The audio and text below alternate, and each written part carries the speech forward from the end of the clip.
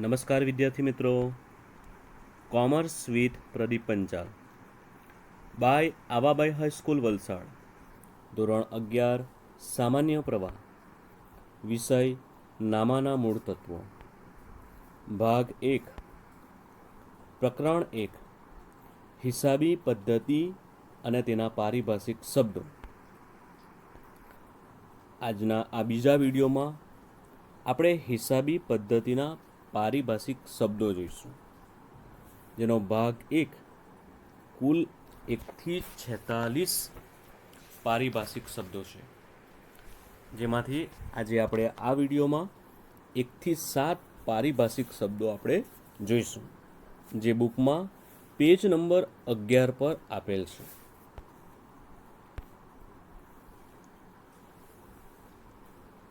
શિક્ષણ જુદા જુદા ક્ષેત્રોમાં મેળવવામાં આવે છે. શિક્ષણ જુદા જુદા ક્ષેત્રોમાં આપવામાં આવે છે. કોઈ એન્જિનિયર બને છે, કોઈ ડૉક્ટર બને છે, કોઈ કલાકાર બને છે, કોઈ ખેલાડી બને છે, કોઈ ટીચર બને છે. દરેક વ્યક્તિ પોતાના પસંદગીના ક્ષેત્રમાં શિક્ષણ લે છે. શિક્ષણની દરેક શાખાની પોતાની પરિભાષા એટલે કે પોતાના ક્ષેત્રને અનુરૂપ શબ્દભંડોળ હોય છે. દરેક ક્ષેત્રમાં પોતાના વિશિષ્ટ શબ્દોનો ઉપયોગ કરવામાં આવે છે. આ શબ્દો જે તે ક્ષેત્રની જે તે બાબતો અંગેની ખાસ સમજૂતી આપે છે, અર્થ આપે છે. જે તે શબ્દ કે શબ્દોનો તે જ અર્થ લેવામાં આવે છે. તેમાં બીજા અર્થઘટનનો અવકાશ રહેતો નથી. તો આપણે હિસાબી પદ્ધતિના પારિભાષિક શબ્દો જે છે તેમાંનું પહેલું પારિભાષિક શબ્દ ધંધાકીય વ્યવહાર વિશે સમજૂતી મેળવીએ. કે ધંધાકીય વ્યવહાર એટલે બે કે વધુ વ્યક્તિઓ વચ્ચે ધંધા માટેની વસ્તુ કે સેવાની રોકડમાં અથવા શાખ પર ફેરબદલી. શાખ પર એટલે કે ઉધાર. શાખ પર એટલે ઉધાર.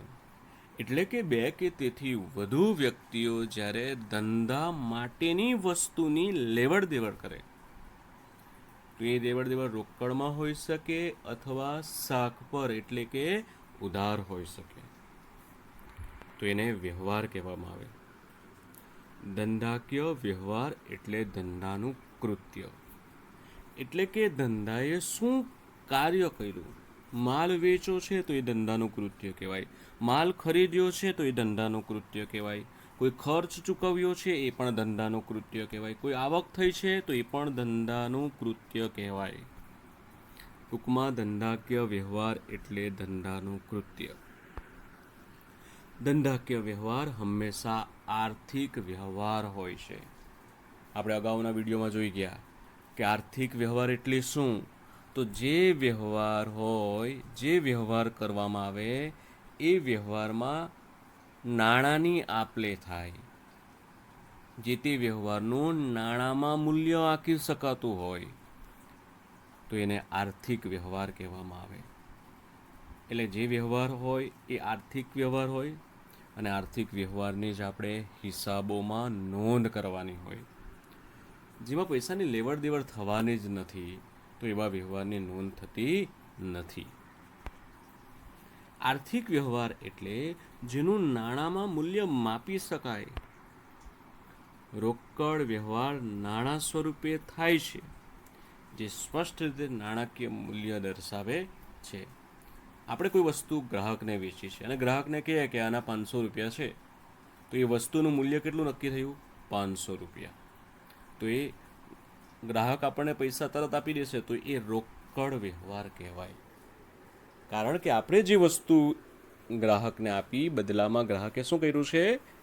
પૈસા આપણને આપી દીધા છે. એ જ પ્રમાણે આપણે કોઈ વસ્તુ ખરીદીએ અને આપણે પૈસા રોકડા ચૂકવી દઈએ વેપારીને, તો તેને પણ રોકડ વ્યવહાર કહેવામાં આવે છે.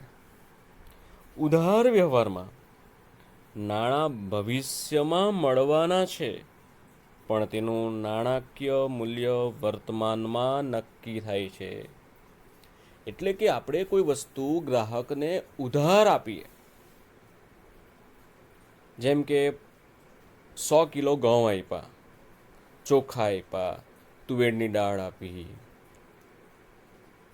તેલનો ડબ્બો આપ્યો, જો અનાજ કરિયાણાનો વેપારી હશે તો.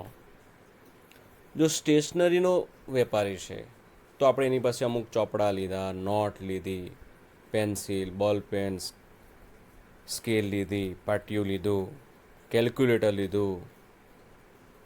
તો આ કેટલાનું થયું તે ત્યારે મૂલ્ય નક્કી કરી દેવામાં આવે છે કે આપણે ગ્રાહકને કેટલા રૂપિયાની વસ્તુ વેચી છે.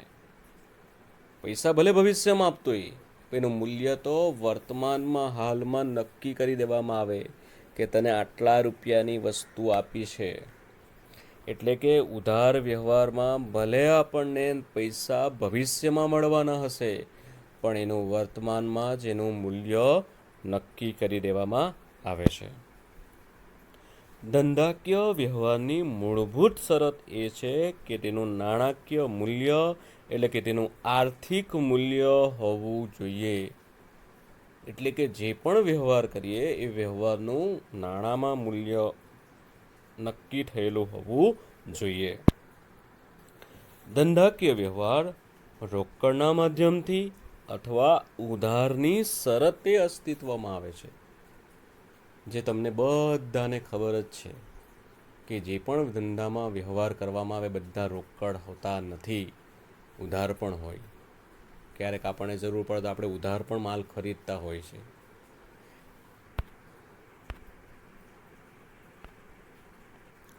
રોકડ ધંધાકીય વ્યવહાર.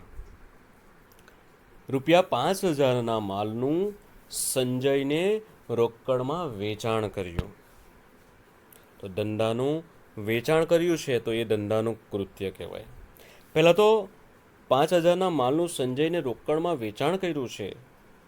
વ્યવહાર જોઈશું એટલે ખબર આવશે કે એનું નાણાંમાં મૂલ્ય આંકવામાં આવેલું છે. હા, 5,000 રૂપિયા. શું કર્યું છે આપણે? તો માલનું વેચાણ કર્યું છે અને એના બદલામાં આપણે એની પાસે 5,000 રૂપિયા લેવાના છે. તો વેચાણ કર્યું એ ધંધાનું કૃત્ય કહેવાય અને માલના બદલામાં આપણને રોકડ મળશે. કે આપણે જે સંજયને 5,000નો માલ આપશું તો માલ સામાન આપ્યો, બદલામાં સંજય આપણને 5,000 રોકડા આપશે. તો માલના બદલામાં આપણને રોકડ મળેલી કહેવાય. તેનું નાણાકીય મૂલ્ય એટલે કે આપણે જે માલ સામાન આપ્યો છે એનું મૂલ્ય કેટલું? તો ₹5,000. અને આ કેવો વ્યવહાર કહેવાય? ધંધાકીય વ્યવહાર કહેવાય. કારણ કે આપણે એમાં માલ સામાન વેચ્યો છે, બદલામાં આપણને પૈસા મળ્યા છે. જેમાં સંજય એ અન્ય વ્યક્તિ છે, સામેવાળી વ્યક્તિ છે સંજય. માલ એ વસ્તુ છે, એટલે કે આપણે વસ્તુ વેચી છે, બદલામાં આપણને રોકડ મળી છે. 5,000 તેનું નાણાકીય મૂલ્ય છે જે તરત જ મળે છે. એટલે કે જેવો આપણે માલ સામાન આપશું એટલે સંજય આપણને 5,000 રૂપિયા આપી દેશે. માલના ફેર બદલામાં નાણાંની ફેર બદલી છે. એટલે કે જેટલો આપણે માલ સામાન આપ્યો એનું મૂલ્ય નક્કી થયું, એ મૂલ્ય નક્કી થયું એટલે આપણને સામેવાળી વ્યક્તિ એટલે કે સંજયે આપણને પૈસા આપી દીધું. ધંધાકીય વ્યવહારની બધી શરતોનું પાલન થઈ ગયું. આર્થિક વ્યવહાર છે એટલે કે નાણાંનું મૂલ્ય નક્કી કરવામાં આવેલું છે. પછી આપણે જે પણ માલ વેચ્યો છે બદલામાં આપણને પૈસા પણ મળી ગયા છે. આ રીતે ધંધાકીય વ્યવહારની બધી જ શરતોનું પાલન થાય છે. ત્યારબાદ ઉધાર નાણાકીય વ્યવહાર. ₹5,000ના માલનું સંજયને 10 દિવસમાં નાણાં ચૂકવવાની શરતે ઉધાર વેચાણ કર્યું છે. સંજયને કહેવામાં આવ્યું કે તારે 10 દિવસમાં નાણાં ચૂકવી દેવાના. તો સંજયે શરતનો સ્વીકાર કર્યો કે કંઈ વાંધો નહીં. તો આ જે વેચાણ જે કર્યું છે સંજયને એ ધંધાનું કૃત્ય કહેવાય, એટલે કે વ્યવહાર કરેલો કહેવાય. માલનું શું કર્યું છે આપણે? ઉધાર વેચાણ કર્યું છે. અંદર લખેલું જ છે કે ઉધાર વેચાણ કર્યું છે. જેના નાણાં આપણને ક્યારે મળવાના છે? તો 10 દિવસ પછી મળવાના છે. એટલે કે 10 દિવસમાં આપણને પૈસા મળી જશે. આ શાખ પરનો ધંધાકીય વ્યવહાર કહેવાય, રોકડ વ્યવહાર નથી. કારણ કે રોકડ આપણને તરત નથી આપી, 10 દિવસમાં પૈસા ચૂકવશે અથવા 10 દિવસ પછી ચૂકવશે. એટલે આ વ્યવહાર શાખનો એટલે કે ઉધાર વ્યવહાર કહેવામાં આવે છે. તેમાં સંજય એ અન્ય વ્યક્તિ છે, એટલે કે સામેની વ્યક્તિ છે. માલ એ વસ્તુ છે. 5,000 તેનું નાણાકીય મૂલ્ય છે, પણ આ નાણાં આપણને 10 દિવસ પછી મળવાના છે. માલના ફેર બદલામાં, એટલે કે આપણે જે સંજયને માલ સામાન આપશું એના બદલામાં નાણાં આપણને ક્યારે મળવાના છે? તો ભવિષ્યમાં મળવાના છે. તેની બાંહેધરી સંજયે આપી છે.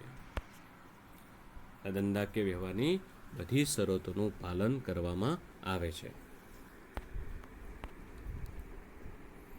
તો આ રીતે તમારે ધંધાકીય વ્યવહાર આપણે જે જોઈ ગયા તે તમારે બરાબર તૈયારી કરવાનું. કારણ કે આ પારિભાષિક શબ્દો છે એ બધા જ મોસ્ટ ઇમ્પોર્ટન્ટ છે. આખું એકાઉન્ટ આપણે જોઈશું, તેમાં કોઈક ને કોઈક જગ્યાએ આ બધા જ પારિભાષિક શબ્દો આપણને કામ લાગશે. તો આ તમારે નોટમાં પણ લખતા જવાનું અને ખાસ તૈયાર કરવાનું. હવે જોઈએ આપણે બનાવ. બનાવ એક ઘટના સ્વરૂપે ઓળખવામાં આવે છે. બનાવ એટલે વ્યવહારમાંથી ઉદ્ભવેલ પરિસ્થિતિ અથવા પરિણામ. એટલે કે આપણે જે વ્યવહાર કર્યો એના આધારે કઈ પરિસ્થિતિ ઉદ્ભવી, શું પરિણામ મળ્યું. આપણે જે વ્યવહાર કર્યો એનાથી આપણને નફો થયો છે કે નુકસાન થયું છે, એ એનું પરિણામ કહેવામાં આવે, એ એનો બનાવ કહેવામાં આવે, એ એની ઘટના કહેવામાં આવે. ધારો કે ₹5,000ના માલનું સંજયને રોકડમાં વેચાણ કર્યું. કોણે કર્યું? આપણે. કેટલામાં? ₹5,000. રોકડેથી આપણે સંજયને વેચાણ કર્યું છે. હવે સંજયને વેચેલ માલ ₹3,000માં ખરીદવામાં આવ્યો હતો અને મજૂરીના 500 ચૂકવ્યા છે. પહેલાં તો આપણે 3,000નો માલ ખરીદેલો, બીજો ₹500 આપણે ખર્ચ કરેલો, એટલે આપણને એ માલ સામાનની પડતર કિંમત ₹3,500 કહેવાય. અને આપણે એ માલ સામાન 5,000માં વેચ્યો, એટલે આપણને ₹1,500 નફો થયો કહેવાય. એટલે કે આ વ્યવહાર છે એનું પરિણામ શું મળ્યું? તો ₹1,500 નફો મળ્યો. એને કહેવાય બનાવ, ઘટના, પરિણામ.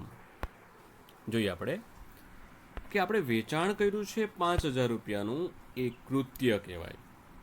સંજયને આપણે જે 5,000નું વેચાણ કર્યું એ ધંધાનું શું કહેવાય? કૃત્ય કહેવાય, એટલે કે વ્યવહાર કહેવાય. ત્યાર પછી ખરીદી કરી છે આપણે. જે સંજયને 5,000નો માલ વેચેલો છે એ આપણે માલ સામાન 3,000માં ખરીદેલો, તો આ ખરીદી એ ધંધાનું કૃત્ય કહેવાય અને તેથી તે વ્યવહાર છે. બીજું આપણે જે ખરીદી કરેલી ઉપરથી બીજો ખર્ચ ચૂકવેલો, શાનો? તો મજૂરી. મજૂરીના આપણે 500 ચૂકવેલા, તો મજૂરી ના ચૂકવાય એ પણ એક ધંધાનું શું કહેવાય? કૃત્ય કહેવાય, વ્યવહાર કહેવામાં આવે. મજૂરી ચૂકવી એ ધંધાનું શું કહેવાય? કૃત્ય કહેવાય અને તેથી એ વ્યવહાર છે.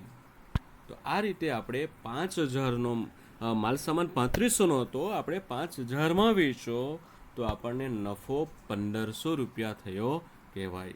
તો એ ધંધાનું પરિણામ કહેવાય, એ ધંધાની ઘટના કહેવામાં આવે છે. ટૂંકમાં વ્યવહાર એ ધંધા દ્વારા કરવામાં આવેલ કૃત્ય જણાવે છે કે આપણે શું કૃત્ય કર્યું. વસ્તુ વેચી છે, ખરીદી છે, કોઈ ખર્ચ કર્યો છે, આપણે કોઈ આપણને આવક થઈ છે, તો એ ધંધાના વ્યવહારને આધારે આપણને કૃત્ય થયું કહેવાય. જ્યારે ઘટના એ ધંધાના વ્યવહારથી ઉદ્ભવેલ પરિસ્થિતિ અથવા વ્યવહારનું પરિણામ જણાવે છે. ત્યાર પછી ત્રીજું મૂડી. ધંધાના માલિક દ્વારા ધંધો શરૂ કરવા માટે જે રોકાણ કરવામાં આવે છે તેને મૂડી કહેવામાં આવે છે. એટલે કે ધંધાનો માલિક ધંધામાં જે પણ રોકાણ કરે એને મૂડી તરીકે ઓળખવામાં આવે છે. આ બધા શબ્દો તમને નવા લાગશે, પણ ધીરે ધીરે બધું તમને આવડી જશે. ફરીવાર જોઈએ. મૂડી એટલે કે ધંધાનો જે માલિક છે એ ધંધો શરૂ કરવા માટે જે પણ ધંધામાં રોકાણ કરે, ધંધામાં લાવે, એને મૂડી તરીકે ઓળખવામાં આવે છે. તો રોકાણ એટલે શું? એટલે કે ધંધાના માલિક દ્વારા ધંધામાં જે રોકાણ, તો એ એટલે શું? તો રોકાણ એટલે ધંધામાં રોકડ સ્વરૂપે, એટલે કે ધંધાનો માલિક છે ધંધામાં રોકડા લાવી શકે કે અન્ય કોઈ મિલકત સ્વરૂપમાં કરવામાં આવે.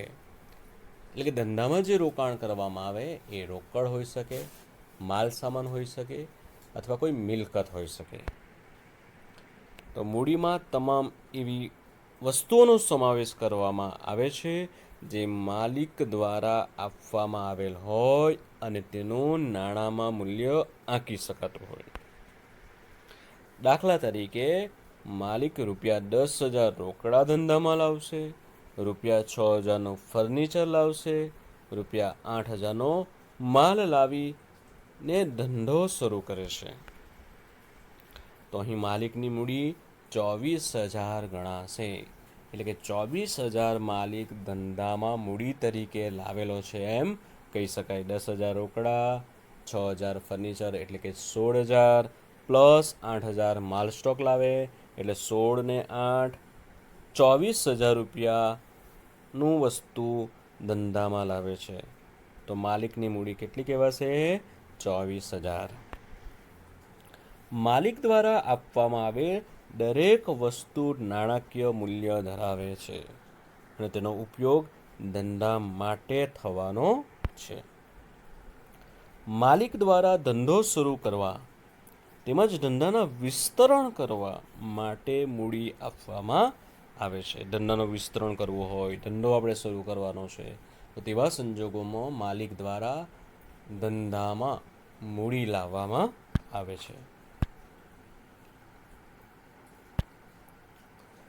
ધંધાના સ્વરૂપને આધારે મૂડીને ઓળખવામાં આવે છે, જે નીચે પ્રમાણે છે.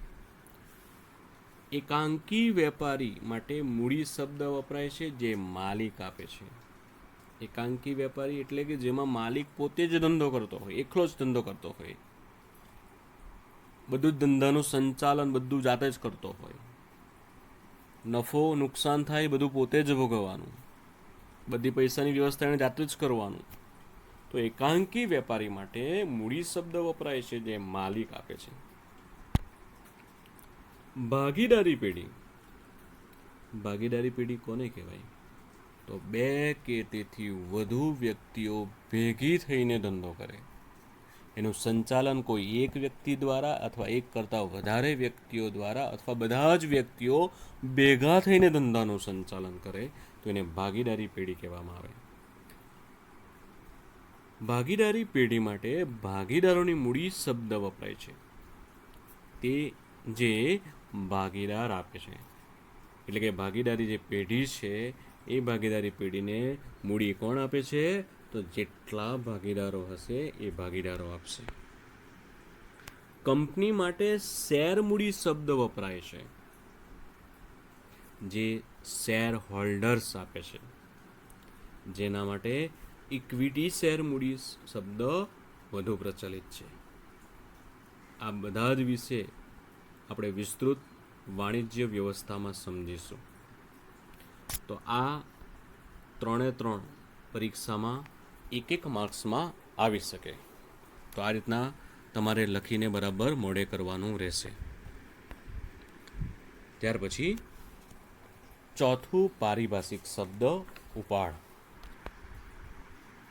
મૂડીના સર્જન માટે ધંધાનો માલિક પોતાની અંગત મિલકતો ધંધાને આપે છે. માલિક દ્વારા આપવામાં આવેલ અંગત મિલકતો ધંધાની માલિકીની બને છે, ધંધાની મિલકતો બને છે. જ્યારે માલિક દ્વારા ધંધાની મિલકતો એટલે કે રોકડ અથવા માલનો અંગત હેતુ માટે વપરાશ કરવામાં આવે ત્યારે તેને ઉપાડ તરીકે ઓળખવામાં આવે છે. ઉપાડની વ્યાખ્યા: ઉપાડ એટલે શું?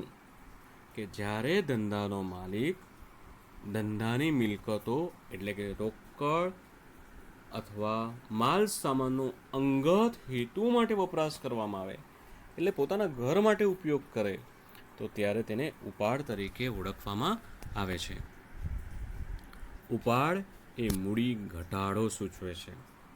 એટલે કે ધંધામાં જે પણ મૂડી છે એ મૂડીમાંથી ધંધાનો માલિક પોતાના ઘરે પોતાના અંગત વપરાશ માટે અમુક વસ્તુ લઈ જાય છે, રોકડ લઈ જાય છે, માલ સામાન લઈ જાય છે, કોઈ મિલકત લઈ જાય છે.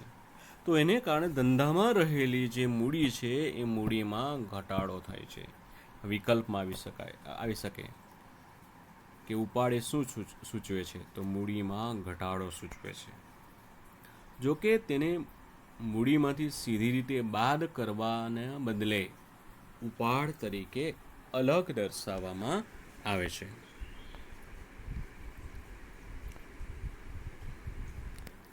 જો માલિક, ધંધાનો માલિક અથવા માલિકો ધંધાને માલ કે મિલકતો આપે તો ત્યારે એ ધંધા માટે મૂડી બને છે, એટલે મૂડીનું સર્જન થાય છે. પરંતુ ધંધાનો માલિક અથવા માલિકો ધંધાની માલ મિલકતો અંગત હેતુ માટે લે છે તો ત્યારે તે ઉપાડ બને છે, એટલે કે ઉપાડનું સર્જન થયેલું કહેવાય છે. ઉપાડ શબ્દ સામાન્ય રીતે એકાંકી વેપારી અને ભાગીદારી પેઢીમાં ઉપયોગમાં લેવામાં આવે છે. આ પણ એક માર્ક્સમાં પૂછાય કે ઉપાડ શબ્દનો ઉપયોગ ક્યાં લેવામાં આવે છે? તો એકાંકી વેપારી અને ભાગીદારી પેઢીમાં. માલિક ધંધાને મૂડી આપે છે. માલિક ધંધાને શું કરે છે? મૂડી આપે છે. એક માર્ક્સમાં પૂછાઈ શકે.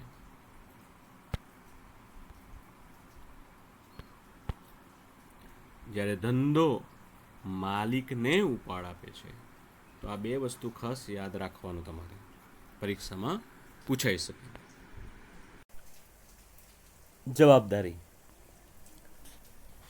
ધંધા દ્વારા ઉધાર ખરીદેલ માલ, મિલકત કે સેવા અંગેની ચૂકવવા પાત્ર રકમ અથવા ઉછીના લીધેલા નાણાં પરત કરવા પાત્ર રકમને જવાબદારી કહેવામાં આવે છે. બીજા અર્થમાં એને દેવું કહેવામાં આવે છે. કોઈ ધંધાકીય એકમ કોઈ ઉધાર માલ ખરીદે, કોઈ મિલકત ખરીદે, કોઈક સેવાનો લાભ લઈ બદલામાં એના પૈસા ચૂકવવા પડે, કોઈ કર્મચારી રાખ્યો હોય તો એને પગાર ચૂકવવો પડે, આપણે કોઈ લોન લીધેલી હોય તો બેંકને એનું વ્યાજ ચૂકવવું પડે. તો આ રીતે ચૂકવવા પાત્ર જે રકમ છે એને જવાબદારી તરીકે ઓળખવામાં આવે છે. આ રકમ ભવિષ્યમાં ચૂકવવાની હોય છે. એટલે કે આપણે ઉધાર માલ ખરીદ્યો છે તો એને પૈસા આપણે તાત્કાલિક નથી ચૂકવવાના, પણ એના પૈસા આપણે ભવિષ્યમાં ચૂકવવાના હોય છે. એટલે કે જ્યાં સુધી આ રકમ ધંધા દ્વારા ચૂકવવામાં ન આવે ત્યાં સુધી તે ધંધાની જવાબદારી કે દેવું ગણવામાં આવે છે. આપણે પણ કદાચ ક્યારેક સાંભળ્યું હશે કે મારું દેવું બહુ વધી ગયું છે, એટલે કે કોઈ પાસે પૈસા ઉછીના લીધા હશે, મારે આ જગ્યાએ પૈસા ચૂકવવાના બાકી છે. ઉધાર માલ આપણે ખરીદ્યો હોય, કોઈક જગ્યાએથી આપણે ઉધાર ખરીદી લાવ્યા હોય તો એ પણ આપણું દેવું કહેવાય. તો આ રીતે ધંધાકીય એકમ જ્યારે ઉધાર કંઈ પણ ખરીદે, કોઈક જગ્યાએથી પૈસા ઉછીના લે અને એ જે રકમ ચૂકવવાની થાય તો એ ધંધાની જવાબદારી તરીકે ઓળખવામાં આવે છે. હવે જવાબદારી કે દેવું, તો સંબંધને આધારે આંતરિક જવાબદારી અને બાહ્ય જવાબદારી, અને સમયના આધારે ચાલુ જવાબદારી અને બિન ચાલુ જવાબદારી તરીકે ઓળખવામાં આવે છે. આવું 1 માર્ક્સમાં આવી છે. હવે એમાં જોઈએ પહેલા આંતરિક જવાબદારી અને બાહ્ય જવાબદારી. તો હિસાબી પદ્ધતિમાં ધંધો અને માલિક એક અલગ વ્યક્તિ તરીકે ઓળખવામાં આવે છે. બંને એક જ વ્યક્તિ નથી. ધંધો એ એની જગ્યાએ અને એ માલિક બંને અલગ અલગ વ્યક્તિ તરીકે ઓળખવામાં આવે છે. હવે જોઈએ આપણે આંતરિક જવાબદારી. ધંધાના માલિક દ્વારા જ્યારે ધંધાને મૂડી પૂરી પાડવામાં આવે ત્યારે તે ધંધાની આંતરિક જવાબદારી બને છે.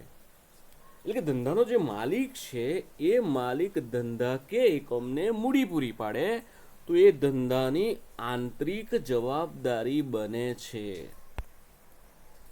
આ ધંધાની માલિક પ્રત્યેની જવાબદારી કહેવામાં આવે છે. આંતરિક જવાબદારી એ ધંધાની માલિક પ્રત્યેની જવાબદારી કહેવામાં આવે છે. ટૂંકમાં ધંધાએ માલિકને ચૂકવવાની રકમ એ ધંધાની આંતરિક જવાબદારી કહેવામાં આવે છે. ધંધાના માલિકે 1 લાખની મૂડી પૂરી પાડેલ છે. કોને? ધંધાકીય એકમને. તો આ રીતે ₹1 લાખ એ ધંધાની માલિક પ્રત્યેની જવાબદારી બને છે. આ ધંધાની આંતરિક જવાબદારી બને છે. હવે આપણે જોઈએ બાહ્ય જવાબદારી. તો ધંધા દ્વારા ત્રાહિત પક્ષકાર પાસેથી, ત્રાહિત એટલે કે બહારની વ્યક્તિ પાસેથી ઉધાર ખરીદેલ માલ, એટલે કોઈ વેપારી હશે, કોઈ મિલકત, કોઈ સેવા અંગેની ચૂકવવા પાત્ર રકમ અથવા ઉછીના લીધેલા નાણાં, જેમ કે બેંક પાસેથી આપણે નાણાં લીધા હોય તો પરત કરવા પાત્ર રકમને બાહ્ય જવાબદારી કહેવામાં આવે છે. તો માલિક પ્રત્યેની જવાબદારી એ આંતરિક જવાબદારી કહેવાય અને ત્રાહિત પક્ષકાર પ્રત્યેની જે જવાબદારી છે એને બાહ્ય જવાબદારી કહેવામાં આવે છે. દાખલા તરીકે ભાવનાબહેન પાસેથી ₹50,000 3 વર્ષમાં પરત કરવાની શરતે ઓછીના લીધા. તો ભાવનાબેન એ કોઈ બહારની વ્યક્તિ હશે. હવે એની પાસેથી આપણે 50,000 લીધા છે. કઈ શરતે? કે હું 3 વર્ષની અંદર હું તમને પરત કરીશ. તો હવે એને જે પૈસા આપણે જે ચૂકવવા પાત્ર છે, ચૂકવવાના જે છે, એને બાહ્ય જવાબદારી તરીકે ઓળખવામાં આવે છે. ₹2,000ની રમણ પાસેથી ઉધાર માલની ખરીદી કરી. તો હવે આપણે રમણને પૈસા ચૂકવવાના છે. કોઈ બહારની વ્યક્તિ છે, વેપારી છે, એની પાસે આપણે માલ ખરીદ્યો છે. હવે એને જે પૈસા ચૂકવવાના છે એને બાહ્ય જવાબદારી તરીકે ઓળખવામાં આવે છે. ₹1,000 ભાડાના ચૂકવવાના બાકી છે. તો આપણે ચૂકવવું પડશે. તો કારણ કે આપણે જે તે જગ્યાનો આપણે ઉપયોગ કર્યો, એ સેવાનો લાભ લીધો, તો આપણે એનું ભાડું ચૂકવવાનું થાય. તો એ આપણી બાહ્ય જવાબદારી કહેવાય. ₹5,000નું દેવાંગ પાસેથી ઉધાર ફર્નિચર ખરીદ્યું. આપણે ફર્નિચર એ મિલકત કહેવાય. હવે એ ખરીદ્યું છે, બદલામાં આપણે દેવાંગને પૈસા ચૂકવવાના થાય અને દેવાંગ એ કોઈ બહારની કોઈ વ્યક્તિ છે, તો એ બાહ્ય જવાબદારી તરીકે ઓળખવામાં આવે. આ બધી જ રકમો ભવિષ્યમાં ચૂકવવાની છે. આ તમામ ત્રાહિત પક્ષકારો છે, એટલે કે બહારની વ્યક્તિ છે, તો એને બાહ્ય જવાબદારી તરીકે ઓળખવામાં આવે. હવે સંબંધના આધારે આપણે જોઈ ગયા તે સંબંધના આધારે જવાબદારીના 2 પ્રકાર પડે: આંતરિક જવાબદારી અને બાહ્ય જવાબદારી. હવે આંતરિક જવાબદારી એ માલિક પ્રત્યેની જવાબદારી કહેવાય અને બાહ્ય જવાબદારી એ ત્રાહિત પક્ષકાર પ્રત્યેની જવાબદારી કહેવામાં આવે છે.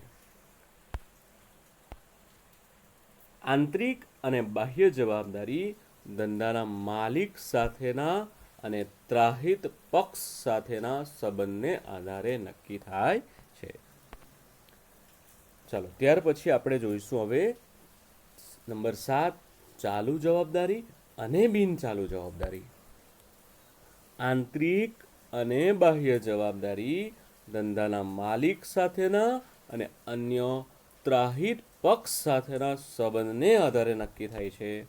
એ જ રીતે જ્યારે ચાલુ અને બિનચાલુ જવાબદારી સમયના આધારે નક્કી થાય છે. પેલું શું હતું? સંબંધને આધારે. હવે આ છે સમયના આધારે નક્કી થાય છે. ચાલુ જવાબદારી જોઈએ તો જે જવાબદારી ધંધાએ 1 વર્ષમાં ચૂકવવાની હોય તેને ચાલુ જવાબદારી કહેવામાં આવે છે. ચાલુ જવાબદારીને ટૂંકા ગાળાની જવાબદારી તરીકે પણ ઓળખવામાં આવે છે. જે જવાબદારી 1 વર્ષમાં આપણે ચૂકવવાની હોય એને ચાલુ જવાબદારી કહેવાય. એનો સમયગાળો 1 વર્ષનો હોય છે. એને ટૂંકા ગાળાની જવાબદારી તરીકે પણ ઓળખવામાં આવે છે. ટૂંકા ગાળાની જવાબદારીમાં સામાન્ય રીતે કોનો સમાવેશ થાય? તો ઉધાર ખરીદેલ માલ. હવે આપણે ઉધાર જે માલ ખરીદેલો હોય તો આપણે કે 5-10 વર્ષ પછી ચૂકવવાના છે પૈસા? નહીં. વધારે 1 મહિનો, 2 મહિના, 3 મહિના કે 6 મહિના આવે. એટલે કે 1 વર્ષ કરતાં ઓછા સમયમાં જ આપણે ઉધાર માલ ખરીદ્યો હશે એના પૈસા ચૂકવી દઈશું. એટલે એને ચાલુ જવાબદારી કહેવાય. કોઈ ખર્ચા આપણે ચૂકવવાના બાકી છે. ધંધાકીય એકમ છે, એ એકમમાં કોઈ કર્મચારી કામ કરે છે તો એને પગાર આપણે ચૂકવવાનો છે. તો એ પણ આપણે અમુક સમય પછી તો ચૂકવવો જ પડશે. તો એને પણ ચાલુ જવાબદારી તરીકે ઓળખવામાં આવે. પછી આપણે વીમાનું પ્રીમિયમ ભરવાનું છે. આપણે કામ કરતા કર્મચારીઓનો, પછી આપણા માલ સામાનનો, ધંધાકીય એકમમાં જે માલ સામાન હોય તેનો વીમો આપણે ઉતારાવ્યો હોય કે માલ સામાન નાશ પામશે તો ત્યારે શું કરશું? તો આ રીતના જો વીમો ઉતરાવેલો હોય તો આપણે એનું પ્રીમિયમ ભરવું પડે. કોઈ કર્મચારીને અકસ્માત થાય તો એનાથી બચવા માટે આપણે વીમો ઉતરાવેલો હોય કે જેથી પેલા કર્મચારીને આર્થિક રીતે મદદ કરી શકાય એ માટે આપણે વીમો ઉતરાવેલો હોય. તેનું આપણે પ્રીમિયમ દર મહિને, 3 મહિને, 6 મહિને કે વાર્ષિક આપણે ભરવું પડે. તો એ પણ ચાલુ જવાબદારી તરીકે ઓળખવામાં આવે છે. દાખલા તરીકે ઉપર જણાવ્યા પ્રમાણે રમણ પાસેથી ઉધાર ખરીદેલ માળ, ભાડું ચૂકવવાનું બાકી, ફર્નિચરની ઉધાર ખરીદી વગેરે. તો આ બધાને ચાલુ જવાબદારી તરીકે ઓળખવામાં આવે છે. બિનચાલુ જવાબદારી ધંધાએ 1 કરતાં વધુ વર્ષ બાદ ચૂકવવાની હોય તેને બિનચાલુ જવાબદારી તરીકે ઓળખવામાં આવે છે. બીજા અર્થમાં એને લાંબા ગાળાની જવાબદારી તરીકે પણ ઓળખવામાં આવે છે. બિનચાલુ જવાબદારીમાં આપણે બેંક પાસેથી લોન લીધેલી છે તો એમાં એવું જરૂરી નથી કે આપણે 1 વર્ષમાં આપણે ચૂકવી જ દેવાનું. આપણે ડિબેન્ચર બહાર પાડ્યા છે અને મૂડી મેળવી છે તો એ પણ એક પ્રકારનું દેવું છે. તો એ પણ આપણે એવું નથી કે 1 વર્ષમાં આપણે ચૂકવી દેવાનું. તો આને કહેવાય બિનચાલુ જવાબદારી. દાખલા કે ભાવનાબહેન પાસેથી ઉછીની લીધેલી રકમ જો આપણે સ્પષ્ટ કરી નથી, આપણને ક્યારે ચૂકવવાનું કીધું નથી, તો એ બિનચાલુ જવાબદારી તરીકે આપણે ઓળખીશું.